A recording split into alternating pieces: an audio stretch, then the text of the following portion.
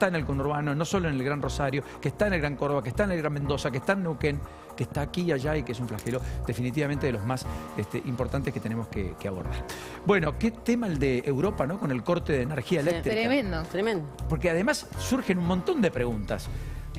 Por ejemplo, piensen que no funcionaban los trenes, no funcionaban los subtes. Nada. Los aviones empezaron a tener demoras porque los grupos electrógenos dieron abasto hasta un determinado momento. Y efectivamente, más allá de todo eso, después lo que termina ocurriendo es que, claro, te quedas sin batería del celular. Hubo gente que se quedó atascada en ascensores, subiendo, bajando en sus propios edificios. El AVE también se detuvo, el tren rápido, Sí, y claro. la gente quedó dentro del tren esperando. Sí, un buen rato. los últimos cables de las agencias internacionales decían que 35% de la red de suministro estaba restablecida, 35%, y que, por ejemplo, 30% de la red de metro de Barcelona ya estaba restablecida. Pero bueno, para que veamos el impacto que tuvo todo esto y todavía veremos cuáles fueron las causas, ¿no? Sí, también Portugal tuvo un enorme impacto y efectivamente parte de Francia. Así lo decía Pedro Sánchez, así hablaba Pedro Sánchez de todo eso que ocurrió en el día de hoy con una Ayuso, Isabel Díaz Ayuso, que pidió inclusive que se decrete algo que Pedro Sánchez confirmó en el transcurso de la noche de España, de Madrid, después del planteo que había hecho el alcalde en el transcurso del mediodía de Buenos Aires. Mientras tanto, los técnicos de red eléctrica están trabajando para determinar las causas y solucionar, esto es lo más importante ahora mismo, el problema lo antes posible. España cuenta con planes de reposición definidos para afrontar este escenario. Por el momento ya se ha restablecido el suministro en varios territorios del norte y del sur de la península gracias a las interconexiones con Francia y con Marruecos, países a los cuales quiero agradecer también su solidaridad en este momento. También se han reactivado los ciclos combinados y las centrales hidroeléctricas de todo el país, algo que debería permitirnos recuperar el suministro en toda España pronto. Bueno, allí estaba Pedro Sánchez. Está a esta hora ya con nosotros Luis Aresta, que es periodista en Portugal. Ustedes saben que allí también ha sido muy intenso el apagón, muy fuerte, ha sorprendido. Luis, un abrazo a la distancia, bienvenido. Buenas noches para vos, buenas tardes para nosotros. Hola, buenas tardes. Gracias. También está con nosotros Andreu Moya, que es efectivamente especialista en materia de energía, está en España. Andrés, un gusto, ¿cómo estás? Hola, ¿qué tal? Buenas noches. Muy bien. Bueno, me alegro mucho. Primero, en Portugal, ¿cuál es la situación a esta hora? Aquí en Portugal la energía está siendo repuesta ratito a ratito. La primera zona que benefició del retorno de energía ha sido aquí mismo en Porto, donde está mi empresa Radio Renascença y donde trabajo, pero no es una reposición general. Hay muchísimas zonas sin energía en esta hora. En mi casa, por ejemplo, no hay energía. Entonces, lo que las autoridades han dicho es que será una reposición paulatina, grado a grado, para que se nos ocurra el riesgo de haber un nuevo apagón. Es una situación crítica. La primera explicación oficial es que unos minutos antes del apagón ocurrió en la red española una oscilación de tensión en el sistema alimentado por las centrales fotovoltaicas. Lo que pasa es que Portugal compra energía a España y mediante esa oscilación las centrales en Portugal han reaccionado con un disparo. Como acontece, como pasa en nuestras habitaciones. El cuadro disparó, pero disparó en todas las centrales por precaución en todo el país. Ha sido un apagón general. Todo el país sin energía. Todo el país, y ahora mismo estamos asistiendo poco a poco al retorno a normalidad, pero como te digo, en Porto hay energía, en algunas ciudades alrededor de Porto también, como es el caso de Gaia, aquí donde es mi habitación, pero por ejemplo en Lisboa, muchísimas zonas sin energía, en el sur del país, en el sur, sin energía. La situación continúa muy complicada. El operador portugués REM había dicho que el apagón había podido suscitarse a propósito de una vibración atmosférica inducida, que es un poco lo que vos decías con otras palabras. Eso es lo que estableció en un comunicado. Algunos expertos dicen que sería muy extraño que eso se deba a un fenómeno natural. Todavía están determinando las causas. Se descartó el ciberataque, que en una primera instancia podría haber sido alguna hipótesis.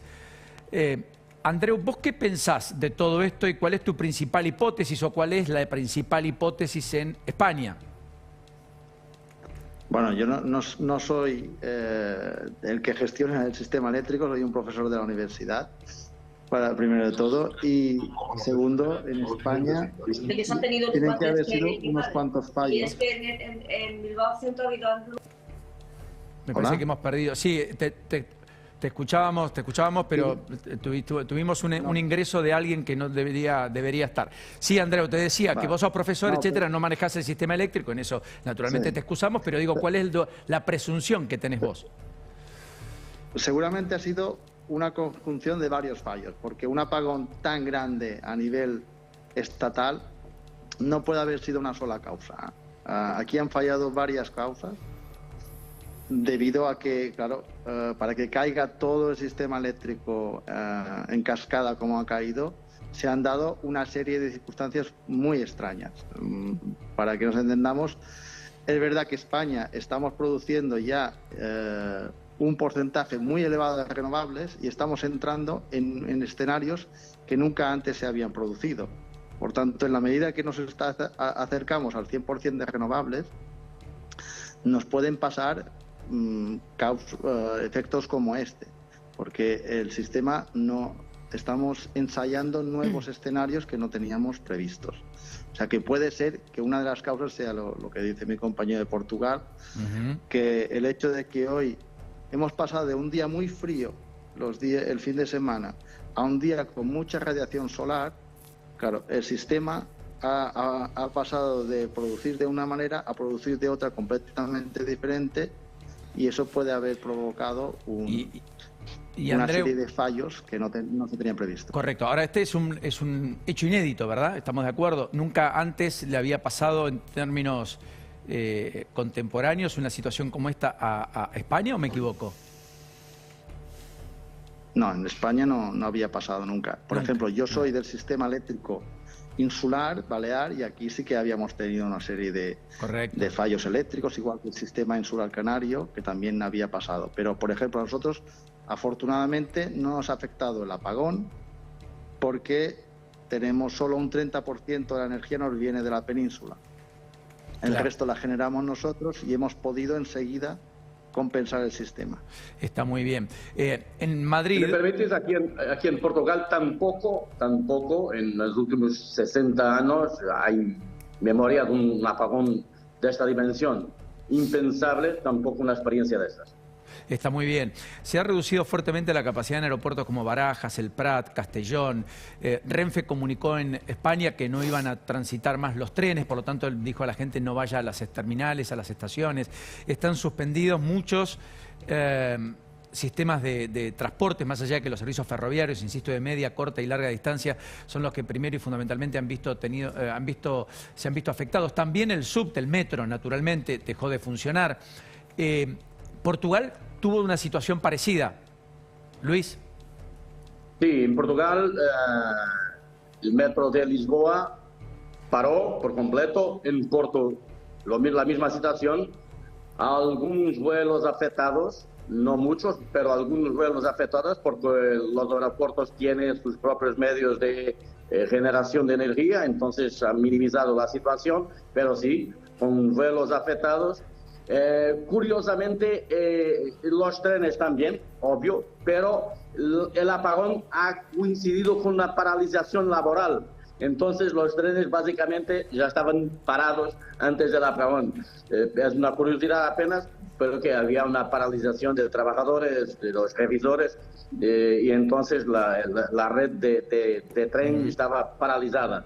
Pero es apenas una curiosidad porque sí, todos los transportes públicos han sido afectados, menos un poquito la red de bus, esa ha funcionado dentro de alguna normalidad, pero con gran afectación en todas las empresas, los supermercados han cerrado las puertas por razones de seguridad, y entonces ha sido un día completamente atípico. Sí, sí, Andreu, incluso se suspendieron, digamos, operaciones programadas en distintos hospitales, más allá de que la urgencia siempre se atendió, y da la impresión que además de todo esto hemos empezado a convivir con estaciones de servicio que no pudieron expender combustible, y hay un hecho que a mí me sorprendió, que es muy digno de nuestro tiempo.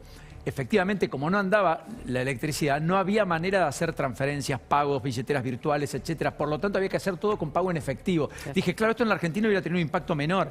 Y pensaba en algunas economías donde todo es digital. Decía, bueno, por momentos no te quedás, estás imposibilitado de hacer todo tipo de pago. Claro. ¿No es cierto? Me pareció impactante como signo de época, bien descriptiva de cuánto dependemos de la energía eléctrica y de, por supuesto, tener activos definitivamente, además, los aparatos, los celulares, etcétera. Pero no había manera de conectarlo uno con lo otro, no había internet. Exactamente. Que esto hace 30, 40 años hubiera sido anecdótico y el día de hoy es un colapso total porque todo dependemos de internet. Y España, después del COVID, prácticamente la gente se ha acostumbrado a manejar poco efectivo. Por tanto, aún hay un porcentaje elevado, pero cada vez menos. La gente joven ya no utiliza efectivo. Ya van todos pagando con el móvil, la tarjeta. Y es un auténtico problema. Creo que tendremos que volver un poco al efectivo. Sí, sí. Es más, yo fui ayer a la cancha a ver el River Boca, que se entró con el Face ID en muchos sectores. Y efectivamente pensaba, mira, si no hay luz, acá no tenés manera. ¿Cómo validás el Face ID? ¿Cómo validás? En fin. Luis, te mandamos un enorme abrazo y Andreu también, a los dos, muy generosos, muy gentiles. Muchas gracias, un abrazo grande. Vamos a esperar aquí que en Portugal la situación normalice en las próximas horas, como está prometiendo el gobierno. Muy bien, Andreu, lo mismo. Buenas tardes. Buenas tardes, que todo sea de este modo, también en España. Buenas tardes para ustedes. Un abrazo. Un abrazo. Allí están nuestros amigos en Portugal y en España a propósito de lo que ha sido el denominador común en Europa, que es este apagón que ha impactado de lleno en los servicios eléctricos en toda la geografía española, también portuguesa y en parte importante, efectivamente, de Francia. Bueno, mientras tanto, tras el funeral histórico, los restos de Francisco, el Papa argentino, ya descansan en Santa María la Mayor. 400.000 personas, 50 líderes religiosos despidieron a Francisco.